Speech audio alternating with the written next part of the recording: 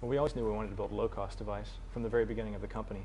It just changed a little bit because the first low-cost device was supposed to cost $6. Yeah, a little bit more than 6. But a lot of the underlying technology did stay the same. In that first device, we were going to have a virtual machine because we wanted to abstract away the CPU so we could change to whatever the lowest cost choice was.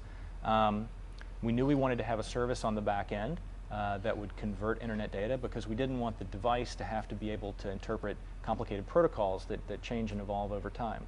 So those parts of the design from a technology point of view stayed the same.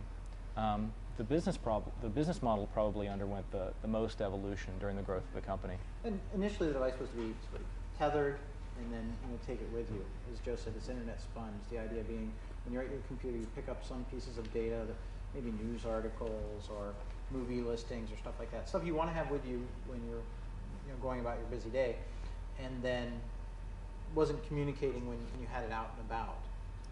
We came upon a feature where we wanted devices, if you encountered somebody else with a device, you could touch the two of them and they would exchange a token, but then when you go back to your computer, it would reconnect back to our service, and then it would populate your address book, wherever that would reside, with information about that person whom you had met.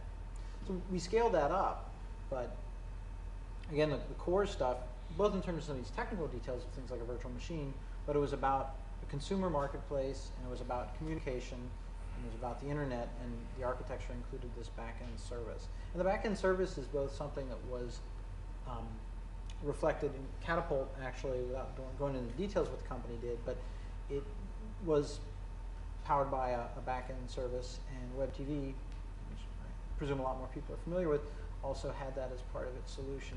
So another thing that's very interesting is, while there certainly is a lot new in what we did at Danger, there's a lot of things that you see, and it's probably true for most entrepreneurs, that are sort of recurring themes, and that we had a lot of experience, and everybody should hope that the company that they start is a reflection of all the mistakes they made at other people's companies, and that you do it right when it's your own. And I hope more often than not we have. But we certainly, we tackle a lot, but a lot of it is a reflection of what we learned at other places.